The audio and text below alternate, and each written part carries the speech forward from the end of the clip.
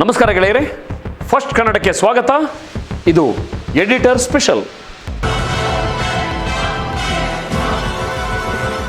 ನೀವು ಯಾವತ್ತಾದರೂ ಯೋಚಿಸಿದ್ದೀರಾ, ನ್ಯೂಸ್ ಚಾನೆಲ್ಗಳಲ್ಲಿ ಬೆಳಿಗ್ಗೆಯಿಂದ ಸಂಜೆವರೆಗೆ ಒಂದೇ ವಿಷಯವನ್ನು ಯಾಕೆ ಪದೇ ಪದೇ ತೋರಿಸ್ತಾರೆ ಅಂತ?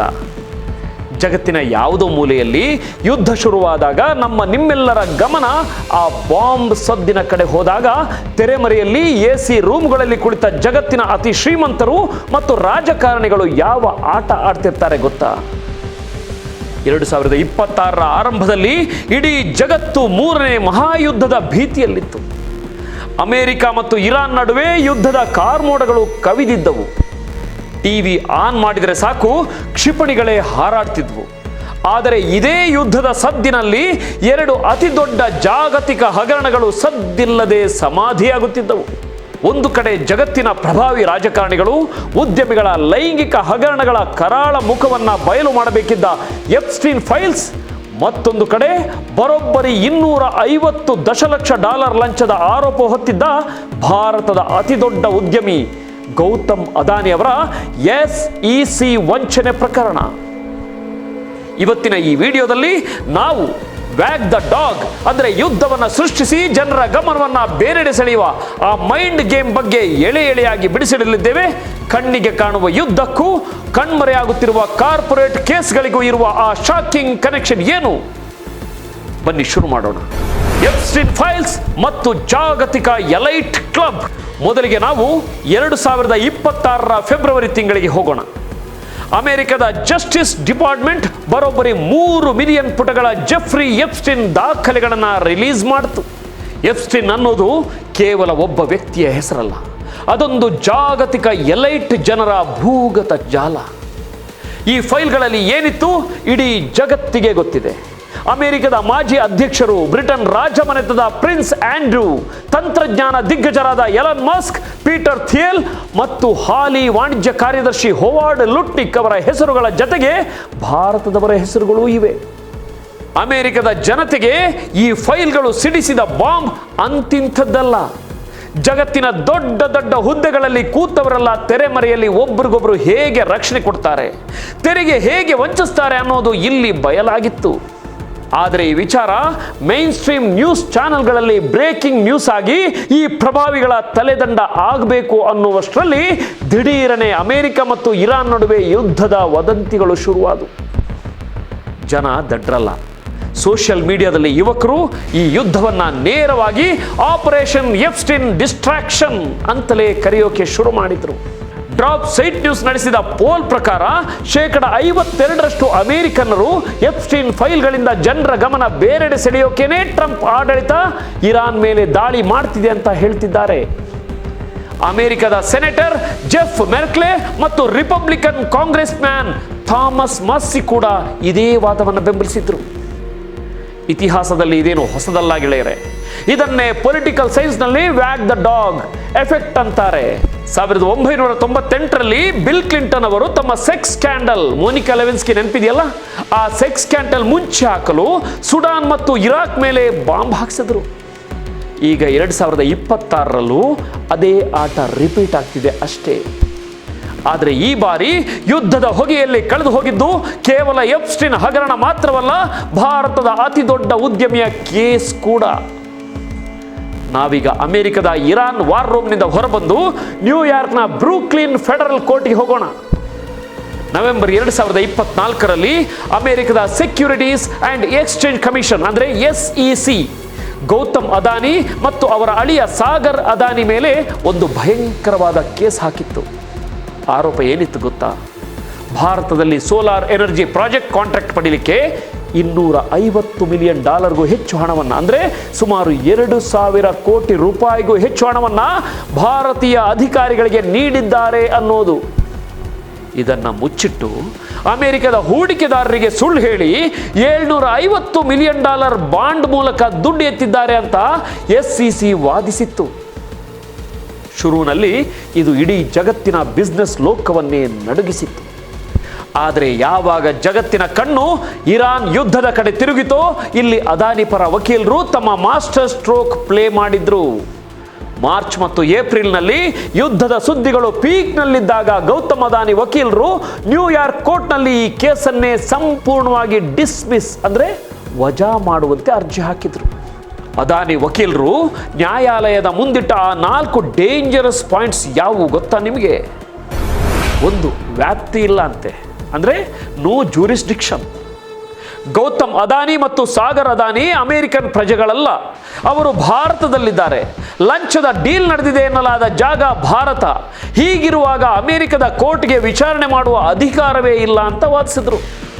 Number 2, rule 144A, extraterritoriality. ಈ ಬಾಂಡ್ಗಳನ್ನು ಅಮೆರಿಕದ ಸಾಮಾನ್ಯ ಹೂಡಿಕೆದಾರರಿಗೆ ಮಾರಿರಲಿಲ್ಲ.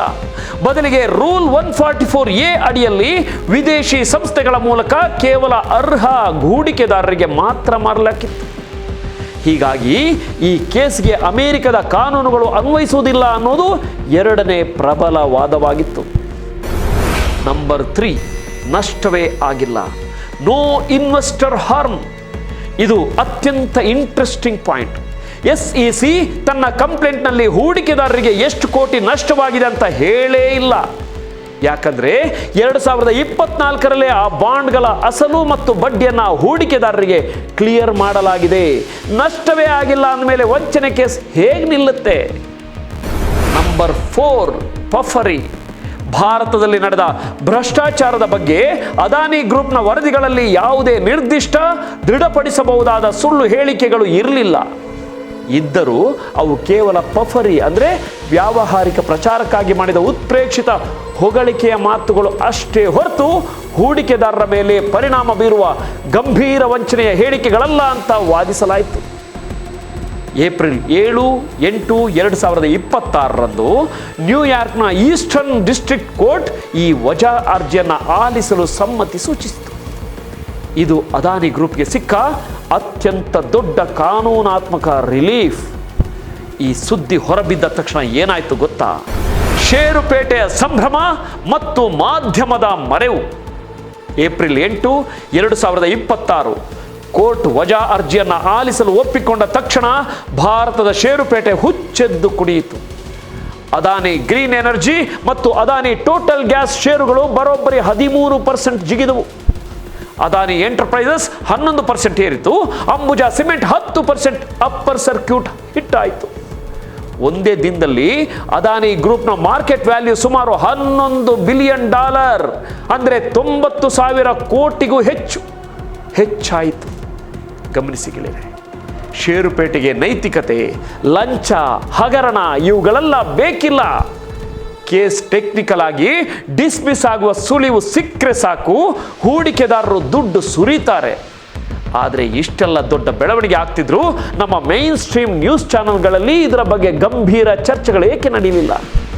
ಯಾಕಂದರೆ ಅವರ ಕ್ಯಾಮ್ರಾಗಳು ಇರಾನ್ ಮೇಲೆ ಅಮೆರಿಕ ಹಾಕುತ್ತಿದ್ದ ಬಾಂಬ್ಗಳನ್ನು ಲೈವ್ ಟೆಲಿಕಾಸ್ಟ್ ಮಾಡ್ತಿದ್ದರು. ಇದನ್ನೇ ನಾವು ಮೀಡಿಯಾ ಆಮ್ನೇಷಿಯಾ ಅಥವಾ ಮಾಧ್ಯಮಗಳ ಮರೆಗುಳಿತನ ಅಂತ ಕರೆಯೋದು. ಯುದ್ಧದ ಭಯಾನಕತೆ ಜನರ ಭಾವನೆಗಳ ಜೊತೆ ಆಟವಾಡುತ್ತೆ. ಹೀಗಾಗಿ ಯಾರಿಗೂ ರೂಲ್ 144A ಅಂದ್ರೇನು, ಅತಿ ಪ್ರಾದೇಶಿಕ ವ್ಯಾಪ್ತಿ ಅಂದ್ರೇನು ಅಂತ ಕೇಳೋ ತಾಳ್ಮೆನೇ ಇರಲ್ಲ. $1 ಬಿಲಿಯನ್ ಐರನಿ, ಇರಾನ್ ಮತ್ತು OFAC ತನಿಖೆ, ಇದೆಲ್ಲದರ ಮಧ್ಯೆ ಇರುವ ಅತಿ ದೊಡ್ಡ ವಿಪರ್ಯಾಸ ಅಥವಾ ಐರನಿ ಏನು ಗೊತ್ತಾ? ಕೇಳಿದ್ರೆ ನೀವು ಶಾಕ್ ಆಗ್ತೀರಾ. ಒಂದು ಕಡೆ ಅಮೆರಿಕ ಇರಾನ್ ಮೇಲೆ ಯುದ್ಧ ಮಾಡ್ತಿದೆ, ಅದೇ ಟೈಮ್ನಲ್ಲಿ ಅಮೆರಿಕದ ಖಜಾನೆ ಇಲಾಖೆಯ OFAC ಅಂದರೆ office of foreign assets control ಸಂಸ್ಥೆ ಅದಾನಿ ಎಂಟರ್ಪ್ರೈಸಸ್ ಮೇಲೆ ಇನ್ನೊಂದು ತನಿಖೆ ಶುರು ಮಾಡಿತ್ತು. ವಿಷಯ ಏನಪ್ಪಾ ಅಂದರೆ ಫೆಬ್ರವರಿ 4, 2026ರಂದು OFAC ಅದಾನಿ ಕಂಪನಿಗೆ ನೋಟಿಸ್ ನೀಡಿ ತನಿಖೆ ಶುರು ಮಾಡಿತ್ತು. ಅದಾನಿ ಎಂಟರ್ಪ್ರೈಸಸ್ ಕೂಡ ತನಿಖೆಗೆ ಸಹಕರಿಸ್ತಿರೋದಾಗಿ ಹೇಳಿಕೊಂಡಿತ್ತು. ಜೊತೆಗೆ ಇದು ತಮ್ಮ ಆದಾಯದ ಕೇವಲ 1.46% ಮಾತ್ರ ಮತ್ತು ಜೂನ್ 2025ರಲ್ಲೇ ಆಮದನ್ನು ನಿಲ್ಲಿಸಿದ್ದೇವೆ ಅಂತಲೂ ಸ್ಪಷ್ಟಪಡಿಸಿತು. ಯೋಚಿಸಿ ನೋಡಿ ಸ್ನೇಹಿತರೆ, ಅಮೆರಿಕದ ಪ್ರಧಾನ ಶತ್ರು ಇರಾನ್ ಜೊತೆಗೆ ವ್ಯಾಪಾರ ಮಾಡಿದ ಆರೋಪವನ್ನು ಭಾರತದ ಅತಿ ದೊಡ್ಡ ಕಂಪನಿಯೊಂದು ಎದುರಿಸ್ತಿದೆ. ಆದರೆ ಈ ಸುದ್ದಿ ಎಲ್ಲಾದರೂ ಟ್ರೆಂಡ್ ಆಯ್ತಾ? ನೋ. ಯಾಕಂದ್ರೆ ಯುದ್ಧದ ಹೈಪ್ ವಿಡಿಯೋಗಳ ಮುಂದೆ ಈ ಕಾರ್ಪೊರೇಟ್ ವಂಚನೆಯ ಡೀಟೇಲ್ಸ್ ಜನರಿಗೆ ಬೋರಿಂಗ್ ಅಂತ ಮೀಡಿಯಾಗಳು ಡಿಸೈಡ್ ಮಾಡಿಬಿಟ್ವು. ಸ್ನೇಹಿತರೆ, 2026ರ ಈ ಘಟನೆಗಳು ನಮಗೊಂದು ದೊಡ್ಡ ಪಾಠ. ಜಗತ್ತಿನ ರಾಜಕೀಯ, ಬೃಹತ್ ಸೇನಾಶಕ್ತಿ ಮತ್ತು ಕಾರ್ಪೊರೇಟ್ ಬಂಡವಾಳಶಾಹಿ ವ್ಯವಸ್ಥೆ ಹೇಗೆ ಒಂದಕ್ಕೊಂದು ಲಿಂಕ್ ಆಗಿವೆ ಅನ್ನೋದಕ್ಕೆ ಇದಕ್ಕಿಂತ ದೊಡ್ಡ ಉದಾಹರಣೆ ಬೇಕಿಲ್ಲ. ಇರಾನ್ ಮೇಲಿನ ಯುದ್ಧ ಕೇವಲ ಎಪ್ಸ್ಟೀನ್ ಫೈಲ್ ಮುಚ್ಚಿ ಹಾಕಲು ಮಾತ್ರ ಮಾಡಿದ ಪಿತೂರಿ ಅಂತ ನಾನು ಹೇಳ್ತಿಲ್ಲ. ಅಮೆರಿಕದ ಸಾಮ್ರಾಜ್ಯಶಾಹಿ ಉದ್ದೇಶಗಳು ಇರಬಹುದು. ಆದರೆ ಈ ಯುದ್ಧದ ಅಡ್ಡ ಪರಿಣಾಮ ಯಾರಿಗೆ ಲಾಭ ತಂದುಕೊಡ್ತು ಅನ್ನೋದು ಮುಖ್ಯ. ನಿಮ್ಮೆಲ್ಲರ ಕಣ್ಣು ಟಿವಿಯಲ್ಲಿ ಬೀಳ್ತಿದ್ದ ಬಾಂಬ್ ಮೇಲೆ ನೆಟ್ಟಿದ್ದಾಗ ಎಪ್ಸ್ಟೀನ್ ಲೈಂಗಿಕ ಹಗರಣದ ಪ್ರಭಾವಿಗಳನ್ನು ರಕ್ಷಿಸಲಾಯಿತು. ಹಾಗೆ $250 ಮಿಲಿಯನ್ ಲಂಚದ ಆರೋಪ ಹೊತ್ತಿದ್ದ ಅದಾನಿ ಕೇಸ್ ಕಾನೂನಿನ ಟೆಕ್ನಿಕಲ್ ಪಾಯಿಂಟ್ಸ್ ಬಳಸಿ ಸದ್ದಿಲ್ಲದೆ ಅಮೆರಿಕದ ಕೋರ್ಟ್ನಿಂದ ಡಿಸ್ಮಿಸ್ ಆಗುವ ಹಾದಿ ಹಿಡಿಯಿತು.